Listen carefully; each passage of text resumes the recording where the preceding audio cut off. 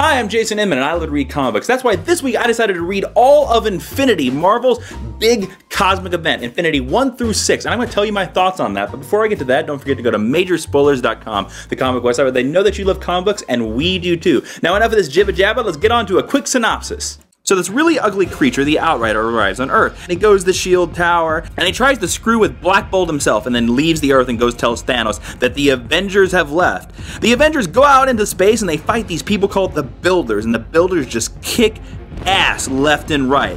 Now, while the Avengers are in space, the Black Order comes to Attilan and says, "Hey, yo, Black Bolt, you gotta give us some tribute." And Black Bolt is just like, "Rrrr."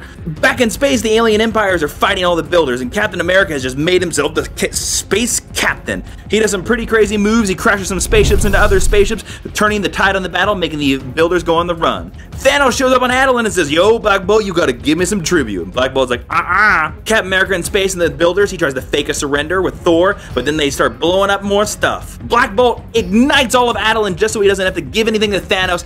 It's spreading the Terran mist across the Marvel Universe, creating the new event in humanity. In space, the Avengers win the day, beating some of the left's robots and declaring all of space basically Avengers world. And then they hear that Thanos is back on Earth, so they hightail it back to Earth as quick as they can. Then we get a big badass battle, and then he gets taken out in one panel by his own son with a freezy hand that just turns white. And then the end scene, Black Bolt and his brother hide away from the world, letting the world think that they are both dead, but what the world doesn't know is that the Inhuman blast, the bomb, was on purpose. Here's the good things Infinity did. The best thing about Infinity's entire event was that it was huge. It was massive. It spanned space, all of cosmos. It was the Avengers versus the creators of the universe. It was a storyline that was started in Avengers #1 of the Marvel Now Avengers, and it basically went to issue 19. All the new Avengers tied into this. Infinity, it was huge. If you like cosmic Marvel, this was the ultimate smorgasbord buffet of Marvel cosmic with Avengers thrown in. The art was fantastic, especially when Jim Cheung was drawing issue 1 and #6. He is still the only person in Marvel Now that I think can draw a fantastic Marvel Now Captain America outfit. I mean, just look at it. It's powerful. I wish he could have drawn all the issues. That's a sad part of this thing. But, you know, take what you can get. Take what you can. The other good thing is the setup of Inhumanity. When Inhumanity was first announced, I wasn't too keen on it. I was like, they're just trying to copy Marvel's mutants. But I like the intrigue that Black Bolt and Maximus, his brother, are still alive. And I like the fact that Black Bolt intentionally set off the bomb. If Thanos didn't show up, Black Bolt was apparently going to go click, click, boom, and just like create all Inhumans. I'm very curious to see what percentage of the population is now inhuman.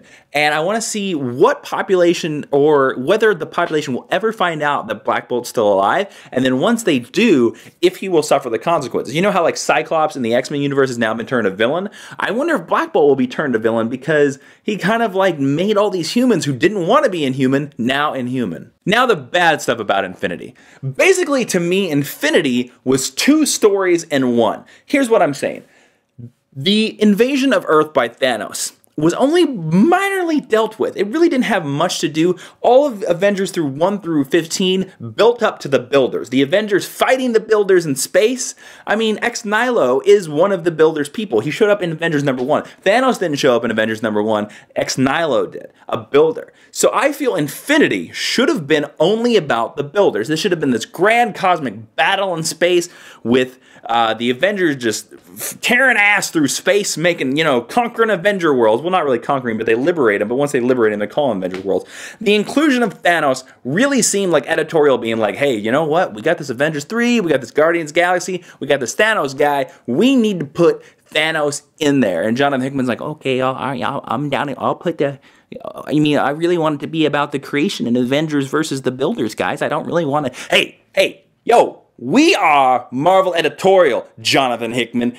What do you think you've written? East of West? The Manhattan Saga? Red Wing? You ain't got nothing, man. Put Thanos in the event. Put your Thanos in there. Put your damn Thanos in that event, man. Okay, all right. I don't think that's very proper, but I'll put the Thanos in there. Putting Thanos in this event and his whole thing about this fake sun, well, not really fake, but this sun called Thane that we've never seen before. If we have seen him before, please let me know in the comments. I don't think we've ever seen this guy before. But then the ending of it is we do this Thanos setup and he just gets frozen and that's it. That's the end of the event. You've got to be kidding me here. Thanos coming to Earth, should have been its own event. It should have been Infinity #2 or Infinity or Infinity Squared. Whatever you say. The invasion of Earth by Thanos should have been its own storyline. That way we could have had two. You could have connected the two. You could have connected the Builders. Thanos comes to Earth because of the Builders, not because of his son. You know, whatever. And almost with the Inhuman stuff, that could have been its own event. We could have had 3 Marvel events instead of 1 all packed jam wound. But that's Jonathan Hickman for you. I mean, I like the guy. Sometimes he puts way too much in a small package, but, you know, he is a brilliant writer. Speaking of Jonathan Hickman putting way too much in an issue, there were so many moments that were just glossed over. There were grand battles out in space, and we just got a montage with text over the end. The ending, almost all the events, we get this mention that Thane is going to become this grand leader, the evil leader. He's more evil than Thanos. You thought Thanos was evil? This kid is evil squared of Thanos. Yeah, put a math equation on evil right there.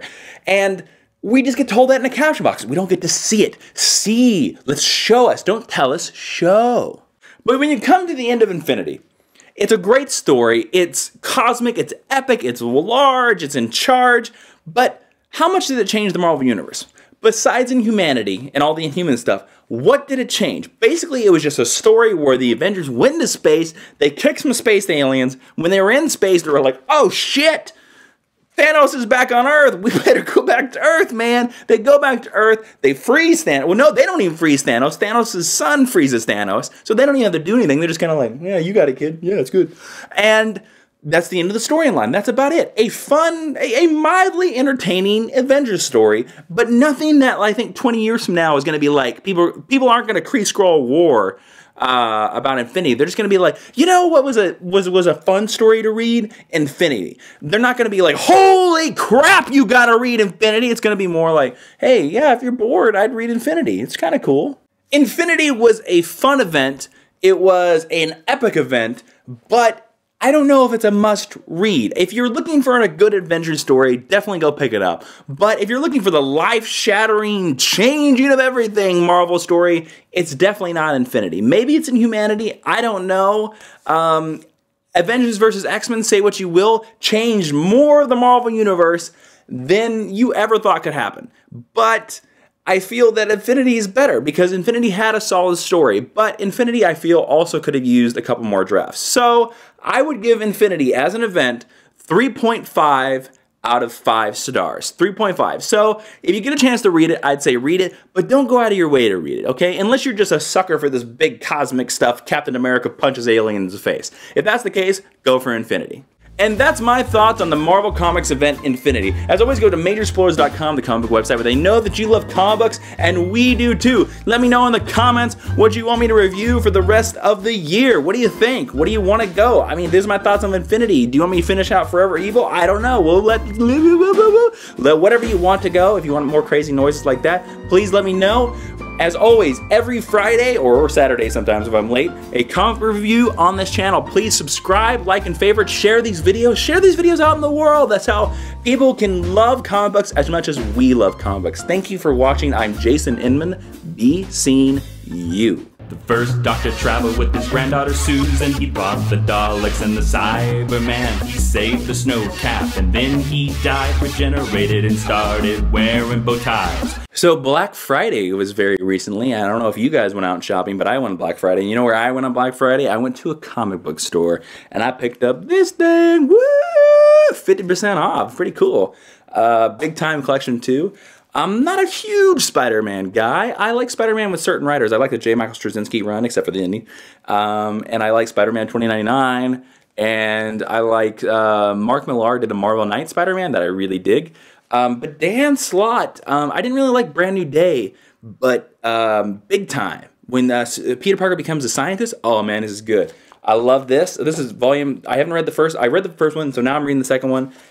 Spider Island, so good. I also bought Superior Spider-Man at the same time. I love that book. Spider-Man is on fire right now. I don't know if you know that. He's sometimes not on fire to me, but he's on fire right now. So if you're looking for some good Spider-niness, go get volume 1 of this and go get volume 2. They're really cool. Look at this. I mean, look at this cover, guys. This cover is amazing. You see that? It's probably out of focus. Whoop. It's like Spider-Man's coming at you. You put on your 3D glasses right now. This video is filmed in 3D. You will look like an idiot is pushing a book at the camera. Hello. That's all I got. What do you got? What are you reading right now? Let me know down in the comments. Oh man, anti-venom. Why? This guy's got a pretty big mustache. Who's this guy? Carl. This Carl guy's got a big mustache. Oh man. And this kid tells his mother that he hates him. Hates her. This is good stuff. It's so thick with quality. 100% thick with quality. Dan Slottedness quality.